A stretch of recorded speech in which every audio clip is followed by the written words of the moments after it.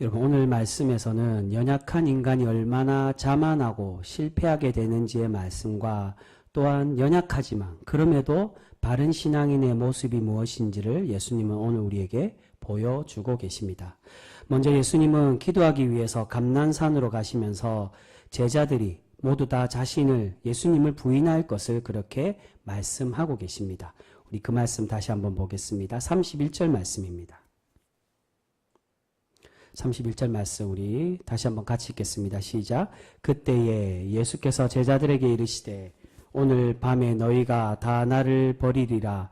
기록된 바 내가 목자를 치리니 양의 떼가 흩어지리라 하였느니라. 아멘. 후반에 내가 목자를 쳐서 양떼가 흩어진다는 말은 하나님께서 스가랴 선지자를 통해서 주신 예언의 말씀입니다. 관주에도 그렇게 나와 있습니다. 즉 주님을 부인하고 도망할 것이 하나님의 예언대로 되어 있다는 겁니다. 여기서 내가 목자를 친다는 말은 하나님께서 목자이신 예수님을 치게 된다는 겁니다. 그러니까 고난을 주신다는 것. 그래서 그 고난을 통해 양떼들이 너희 제자들이 모두 다 흩어진다. 오늘 나를 부인하고 나를 버려서 도망을 가게 됨을 예언의 말씀으로 그렇게 들려주십니다. 그런데 이 말씀을 들은 베드로와 다른 제자들은 어떻게 대답합니까? 절대로 주님을 버리지 않겠다라고 그렇게 다짐하고 있습니다. 33절 말씀입니다. 33절 같이 읽습니다. 시작. 베드로가 대답하여 이르되 모두 주를 버릴지라도 나는 결코 버리지 않겠나이다. 아멘. 결코 버리지 않겠다고. 절대로 주님을 떠나지 않을 것이라고 베드로는 고백을 하고 있습니다. 하지만 이어서 예수님은 특별히 베드로에게만 말씀하십니다. 왜냐하면 베드로가 나는 절대로 맹세하며 그렇게 주님을 떠나지 않겠다라고 버리지 않겠다라고 그렇게 다짐하고 있기 때문입니다. 그래서 예수님은 베드로가 오늘 이 밤이 가기 전에 닭이 울기 전 3번 나를 부인할 것이라고 그렇게 말씀하여 주십니다. 이에 베드로는 다시금 맹세하면서 절대로 그럴 일이 없다고 다시 한 번 더 강조하며 예수님께 대답하고 있습니다. 우리 그 말씀도 보겠습니다. 35절 말씀입니다. 35절 같이 읽습니다. 시작. 베드로가 이르되 내가 주와 함께 죽을지언정 주를 부인하지 않겠나이다 하고 모든 제자도 그와 같이 말하니라. 아멘. 베드로가 주님과 함께 죽을지라도 주님을 부인하지 않겠다고 떠나지 않겠다라고 그렇게 다짐하고 있습니다. 죽더라도 죽을지언정 내가 부인하지 않겠단 말은 무슨 말입니까? 내가 목숨을 걸고 맹세하며 주님을 끝까지 따르겠다라고 그렇게 맹세를 하고 있습니다. 지금 단순한 다짐이 아니라 예수님께서 분명히 산상수훈에서 맹세하지 말라고 말씀하신 그것을 베드로는 다짐하며 맹세하고 있다는 겁니다. 그런데 이렇게 자신의 목숨을 걸고 맹세한 베드로가 나중에 어떻게 됩니까? 정말로 이 기도하던 밤 예수님이 잡히시고 이 밤이 가기 전에, 그러니까 유대인들의 밤은 12시로 밤을 기하는 게 아니라 새벽 6시, 그러니까 아침 6시부터 이 새날이 시작이 됩니다. 그러니까 그 새벽닭이 울었다는 건 적어도 새벽에 3시나 4시쯤에 되었다는, 그러니까 그때까지 그날 밤을 얘기합니다. 그 새해가 밝기 전에 결국 베드로는 예수님을 3번 부인하고 있습니다. 여러분, 인간은 연약한 존재일 수밖에 없습니다. 자신의 앞날이 어떻게 될지도 모르고 아무리 마음으로 다짐하고 맹세해도 심지어 목숨을 걸고 그렇게 내가 절대로 주님 떠나지 않겠다라고 그렇게 다짐해도 우리가 위협을 받고 또한 상황이 다급해지면 어떻게 됩니까? 금방 넘어지고 말게 되는 그러한 존재라는 것입니다. 여러분, 사람은 누구나 자신의 신앙을 특별하다라고 생각하고 자만을 합니다. 자신은 충분히 열심히 보일 수 있다라고 생각을 하고 그렇게 신앙에 열심을 다하면 하나님이 기뻐 받으시는 신앙인으로 성숙될 수 있다라고 그렇게 생각합니다. 그런데 베드로와 제자들, 우리들은 어떻습니까? 우리의 생각과 다르게 사람은 너무나도 쉽게 넘어지고 실족하게 된다는 것입니다. 오늘 부인한다는 말은 관제에 보시면 너희가 나를 통해 실족한다, 넘어진다라는 말로 말씀하십니다. 그것이 바로 연약한 인간의 본성입니다. 지금 예수님의 제자들, 특히 베드로와 세베대의 2 아들인 야고보와 요한은 어떤 제자들입니까? 이 3명은 특별하게 이전에 변화산에서 예수님이 영광으로 나타나는 그러한 은혜를 경험했던 제자들이 바로 이 3명의 제자들이었습니다. 그런데 지금 어떻다는 겁니까? 자신의 그런 주님을 배신한 건 아니지만 예수님을 부인하고 그렇게 도망갈 것을 생각하지도 못하고 자신의 연약함을 깨닫지 못하고 이들은 예수님의 고난을 이해하지 못하고 함께 동참하지 못하고 있었다는 겁니다. 정말 이들이 예수님의 이 말씀을 제대로 이해했다면 대답이 틀려야만 했다는 것입니다. 어떻게 대답했어야 됩니까? 자신들은 자신이 있다고 주님을 떠나지 않을 것이라고 자만하는 것이 아니라 주님께서 예언으로 말씀하셨기에 주님께 그 방법을 구하며 주님께 질문해야만 했습니다. 주님, 제가 이렇게 연약하다면 어떻게 해야만 할 수 있느냐고.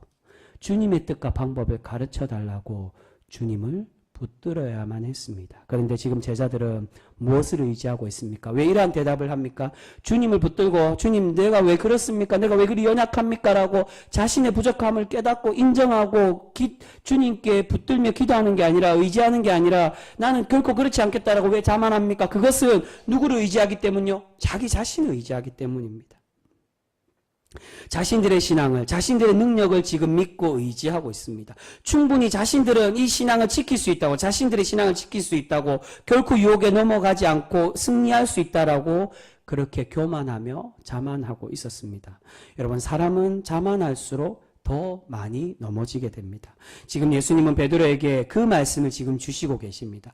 특별히 베드로에게 부인할 말씀을 가장 강력하게 그렇게 말씀하는 것은 베드로가 자신이 결코 그렇지 않겠다고, 목숨을 걸고 내가 맹세한다라고 그렇게 강하게 자신을 부인하고 부정하고 그렇게 자신의 부인을 반대하니 예수님께서 철저하게 베드로에게 말씀하시는 것입니다. 너는 나를 3번이나 부인할 것이라고.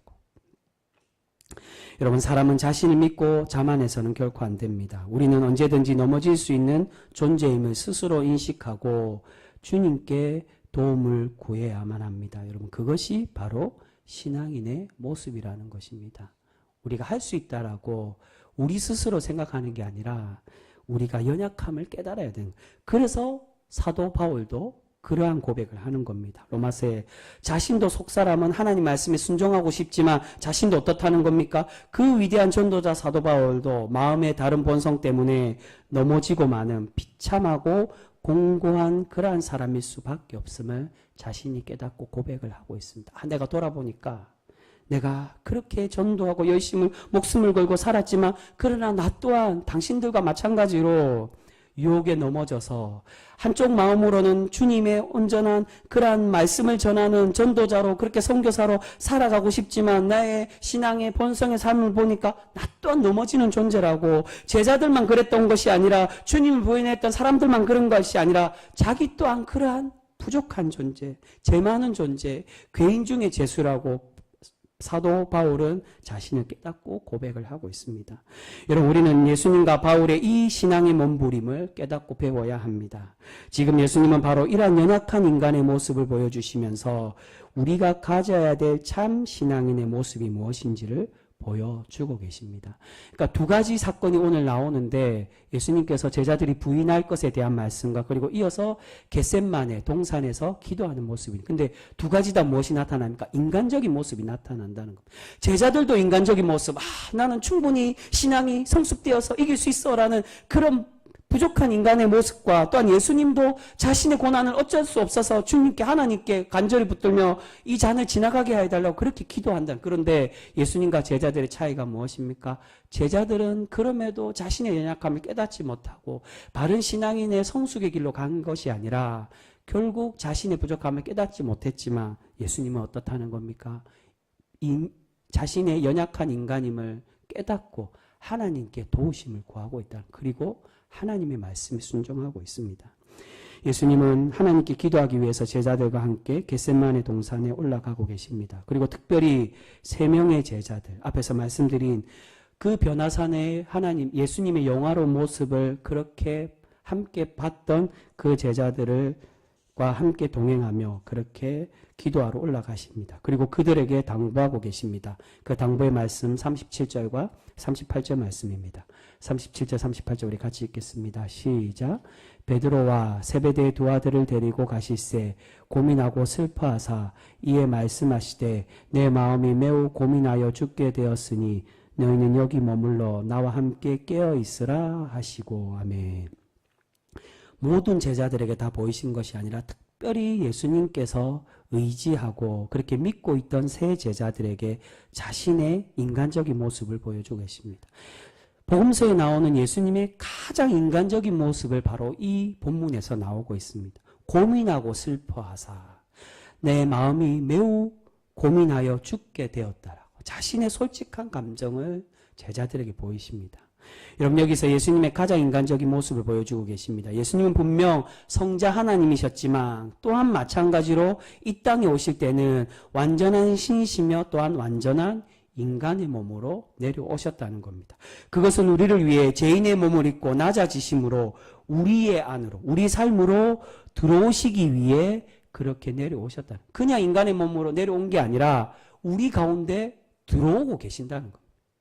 우리와 같은 죄인의 자리에 오시기 위해, 연약하고 낮은 자리로 오시기 위해, 우리의 자리를 깨닫기 위해, 함께 동참하기 위해, 이것이 죄인의 몸이구나라는 걸 함께 나누기 위해 우리의 안으로 들어오시고 우리에게 다가오고 계신다는 겁니다.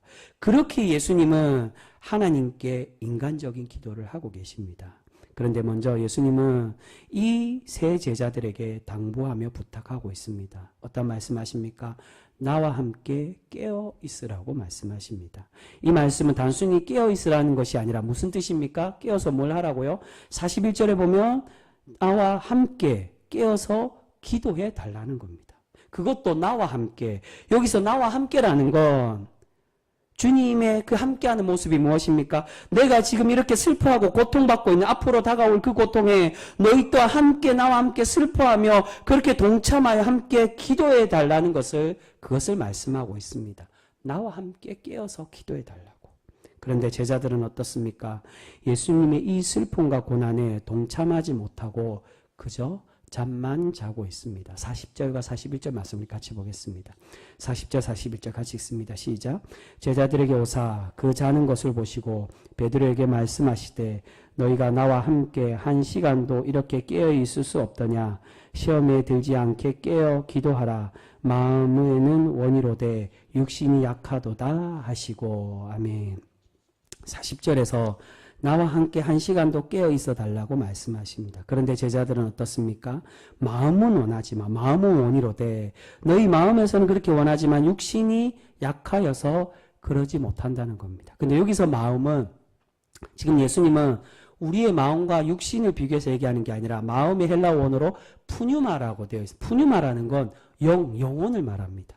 그러니까 단순히 우리의 마음과 정신과 육의 행동을 말하는 게 아니라 영적인 것과 육적인 것을 비교해서 말씀하는 겁니다. 영적인 것은 기도하고 고난에 동참하기를 너희가 원하겠지만 그러나 육적인 것, 육의 본능적인 것은 그 행동을 따라 영적인 요구를 따라가지 못하는 것을 예수님은 말씀하고 있습니다. 너희가 나와 같이 주님이 하나님이 부르실 때 그 영적인 가치 주님의 말씀에 순종하고 하나님 뜻대로 살아가고자 결단하는 그런 영적인 사람이 되어야 되는데 우리는 연약하여 앞에서 제자들이 보여줬던 것처럼 자만하고 교만하고 난 당연히 할 수 있을 것이라고 결국 넘어질 수밖에 없는 제자들인데 그것을 깨닫지 못하고 순종하면 주님께 어떻게 해야 되는지 붙드는 것이 아니라 그 자만했던 그러한 본능의 모습으로 제자들이 보이고 있다는 겁니다. 여러분, 직전에 제자들은 어떤 다짐을 했습니까? 절대로 목숨을 걸고 예수님을 버리지 않을 것이라고 맹세했습니다. 그럼에도 예수님은 하나님의 예언대로 너희들이 나를 부인할 것이라고 말씀하십니다. 그렇다면 그 얘기를 들었다면 지금 함께 겟셋마네 동산에서 올라와 함께 기도하는 제자들이 어떻게 행동해야 된다는 것입니까? 주님과 함께 고민하며 하나님께 기도해야만 했다는 것입니다. 하나님, 왜 내가 넘어져야 하는지, 넘어지지 않도록, 내가 혹여 넘어지더라도 넘어지지 않도록, 완전히 넘어지지 않고 꼬꾸러지지 않도록 하나님을 붙들고 매달리며 하나님을 간절히 구하며 하나님께 나아가야만 했다는 것입니다. 그런데 제자들이 어떻습니까? 자만하고 교만한 베드로와 제자들은 그런 마음이 없었습니다. 나는 당연히 이길 수 있다고. 기도 안 해도 돼. 하나님 안 붙들어도 돼. 나는 할 수 있으니까. 마음은 있었지만 육신은 그 영의 요구를 따라가지 못했다는 것입니다. 여러분, 왜 그렇습니까? 그것은 제자들은 하나님을 진정으로 의지한 것이 아니라 바로 자신을 의지했기 때문입니다. 나는 할 수 있다라고. 결코 할 수 없는 인간이 하나님이 아니라 내 힘으로 할 수 있다라고 교만해져 있었기 때문입니다. 자신의 믿음과 자신의 신앙의 열심을 믿고 의지했습니다. 그런데 인간은 한 치 앞도 모르는 스스로 구원할 수 없는 연약하고 부족한 존재이기에 다짐과 다르게 날마다 넘어지고 잠들 수밖에 없음을 오늘 우리에게 보여주고 있습니다. 하지만 오늘 우리 주님은 어떻습니까? 그러한 제자들과 다른 모습을 보여주고 계십니다. 비록 완전한 인간이시기에 인간의 연약함을 동일하게 보여주고 계시지만 그러나 가장 올바른 신앙인의 모습, 우리가 하나님이 기뻐하는 신앙인으로서 어떠한 본을 보여야 되는지를 오늘 우리에게 가르쳐주고 계십니다. 우리 39절 말씀 같이 읽겠습니다. 39절 같이 읽습니다. 시작. 조금 나아가 얼굴을 땅에 대시고 엎드려 기도하여 이르시되 내 아버지여 만일 할만하시거든 이 잔을 내게서 지나가게 하옵소서. 그러나 나의 원대로 마시옵고 아버지의 원대로 하옵소서 하시고. 아멘. 여러분, 하나님과 수평적 관계에 있는 이 삼위일체 하나님은 성부, 성자, 성령을 이야기할 때 수직적 관계라고 얘기하지 않습니다. 기원은, 신적 기원은 성자는 성부로부터 이게 신학적 표현입니다. 그냥 이해만 하시면 됩니다. 성부로부터 기원하고 성령은 성부와 성자로부터 기원했다라고. 그러니까 신적인 그 모습이, 그 신적인 위치가 기원함을 말하는 거지 출생하거나 또는 배출했다 그것을 말하는 게 결코 아닙니다. 근데 그렇게 기원했다고 해서 그 세 분이 수직적인 관계냐, 성부가 제일 위에 있고 성자와 성령이 밑에 있느냐, 그렇지 않고 삼위일체 하나님은 수평적 관계라. 그래서 이것이 공동체라고. 가장 공동체의 예표가 바로 삼위일체 하나님이라고 그렇게 이야기합니다. 그런데 그러한 위대한 예수님이 지금 어떻게 하고 계십니까? 하나님께 나아가 얼굴을 땅에 대고 하나님께 기도를 하고 있습니다. 주님, 이 잔을 내게서 지나가게 하여 달라고. 어떻게 할 수 있느냐고. 예수님 또한 자신의 이 고통을 알기 때문에 이 고통스러움을 너무나도 잘 알고 계셔서 하나님께서 가능하시다면, 할만하시다는 건 가능하시다면, 허락해 주신다면 이 잔을 지나가게 하여 달라고 그렇게 기도하는 것입니다. 하지만 결국에는 예수님은 마지막에 어떻게 기도하십니까? 그러나 내 뜻대로 마시고 하나님 뜻대로 되길 원한다라고 하나님의 뜻에 순종하는 것을 볼 수 있습니다. 여러분, 보통의 신앙인들은 이 상황에 어떻게 기도를 합니까? 우리 같으면 어떻게 기도할까요? 정말 예수님처럼 그렇게 기도하겠습니까? 자신이 이 고통당할 것을 이미 알고 있다면 예수님처럼 이렇게 주님의 뜻에 순종하며 주님의 그 원하시는 고난의 길로 내가 가겠습니다라고 그렇게 기도할까요? 그렇지 않고, 여러분, 저도 목사이지만 아마 그렇게 기도할 수밖에 없을 것입니다. 예수님이 처음 기도했던 것처럼 이 잔을 절대로 지나가게 하여 달라. 나는 이 잔을 마실 수 없다고, 반드시 이 잔을 지나가게 하여 달라고 그렇게 간절히 하나님께 기도하게 될 것입니다. 이것이 연약한 인간의 신앙의 모습이라는 것입니다. 하지만 우리 주님은 그런 모습을 보이지 않으셨습니다. 비록 이 고난이 얼마나 고통스럽고 힘든 길인지를 잘 알고 계셨지만 예수님도 완전한 인간이시기에 고스란히 그 고난을 감내하셔야만 하지만 하나님의 구원의 섭리에 온전히 순종하고 계시는 것을 볼 수 있습니다.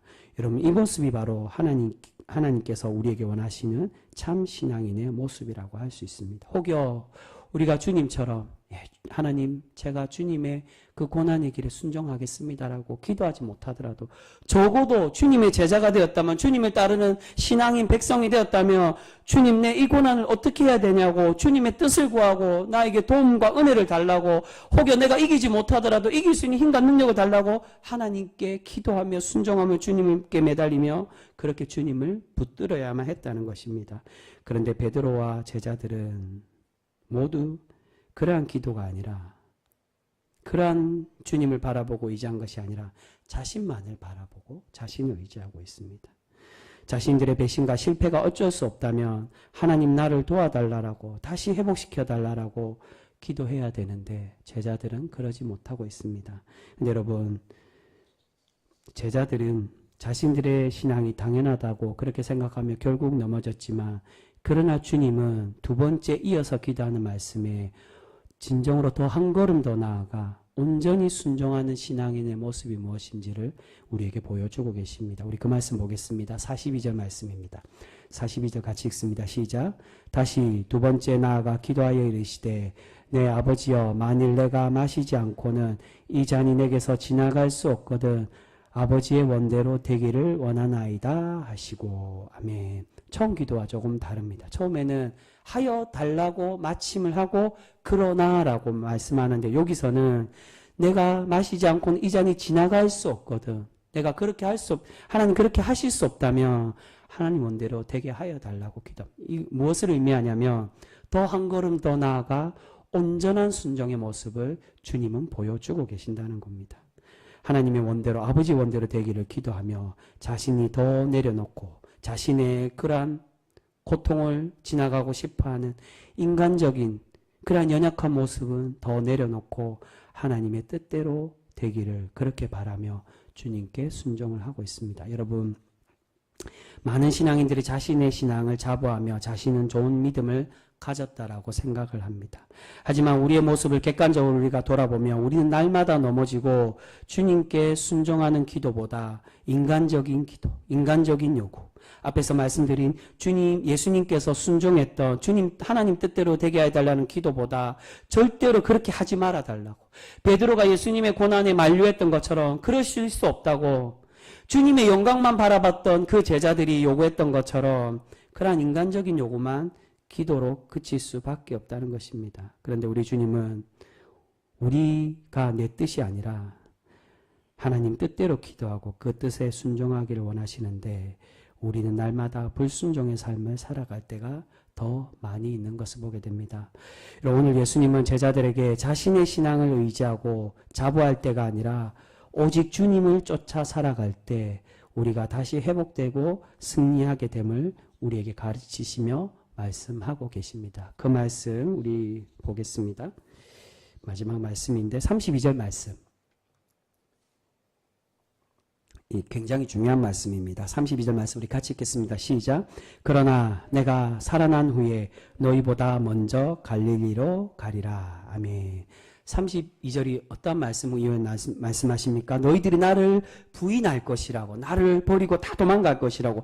그런데 이후에 어떻게 되냐? 내가 살아난 이후에, 부활한 이후에 내가 먼저 갈릴리로 가서 너희들을 기다릴 것이라고 말씀합니다. 이 말씀은 지금은 너희가 실패하지만 나를 버리고 하나님의 예언대로 나를 버리고 다 도망가지만 내가 먼저 부활하여 갈릴리로 가서 그렇게 기다릴 때 너희를 다시 불러주고 다시 회복시켜 주실 것임을 우리에게 약속해 주고 계신다는 겁니다. 여러분, 우리 회복은 나의 신앙을 의지할 때 내가 할 수 있다라고 자부할 때가 아니라 바로 주님이 말씀하시는 것처럼 주님이 나의 앞에서 나를 인도하시고 이끌어 가심을 믿고 주님만을 바라보고 주님을 의지할 때 우리가 회복해 됨을 우리에게 말씀하여 주고 있습니다. 나의 부활을 너희가 기다리고 내가 먼저 가서 갈릴리에 가서 기다릴 때 너희를 불러줄 때 너희가 나에게 다가오라고, 나에게 다시금 돌아오라고. 지금은 실패하지만 그때 너희는 다시금 회복되겠다라고 말씀해 주십니다. 여러분, 저도 한때는 저희 신앙을 자부할 때가 있었습니다. 저도 신학적 지식이 쌓이고 열심히 신앙생활 하다 보니까 넘어지지 않고 날마다 경건하게 살 수 있을 것이라고 그렇게 자만한 적이 있었습니다. 그런데 그렇게 저 자신을 믿고 저 자신을 신뢰했던 그 순간에 지금 베드로처럼 가장 깊이 넘어지고 실패했던 경험을 기억하게 됩니다. 저 자신도 그랬다는 겁니다. 신앙이 한번 성숙될 때 그런 교만을 누구나 다 느낍니다. 내가 하나님의 깊은 은혜를 느끼고, 그러니까 이게 영성신학에서 그런 이야기를 많이 합니다. 깊은 기도의 세계에 빠지면 자연히 하나님을 노래하고 찬양하며, 성 프란체스코가 그런 경험을 했던, 성 프란체스코의 일대기를 보면 유명한 얘기가 많습니다. 새와의 대화, 그리고 늑대의 회개.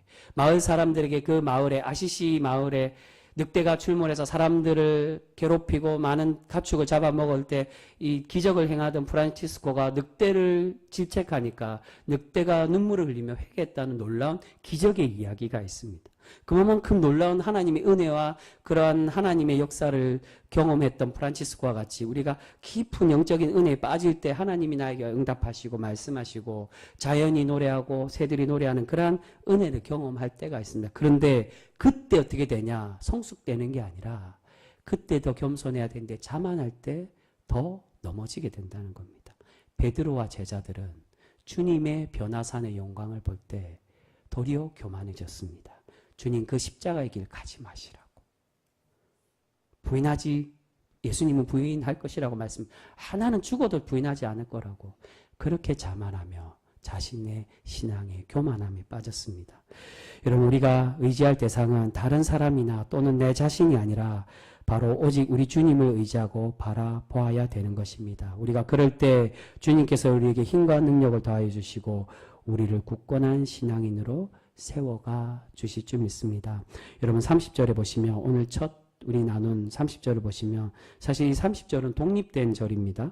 근데 이 30절은 이 이전에 유월절 식사와 그리고 감람산 기도와 연결되는 이 말씀이 30절입니다. 근데 30절에 보시면 어떤 말씀이 나옵니까? 예수님은 유월절 만찬을 마치시고 기도하기 위해 감람산으로 가시면서 무엇을 하고 계십니까? 하나님을 어떻게 했다고요? 찬미했다라고. 찬양하며 하나님께 나아가고 있습니다. 지금 예수님의 상황이 어떤 상황입니까?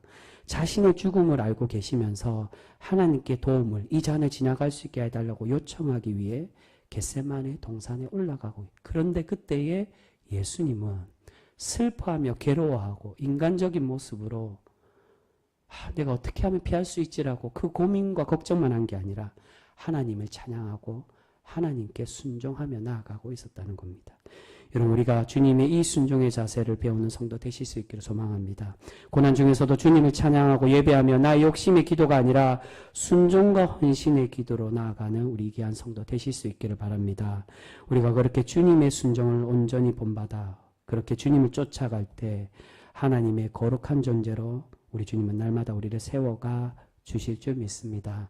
아무쪼록 우리가 그렇게 날마다 주님의 은혜로, 주님을 의지함으로 우리가 거듭나지고 성숙되는 그런 복된 성도 우리 모두가 되실 수 있기를 주님의 이름으로 축복합니다. 기도하겠습니다.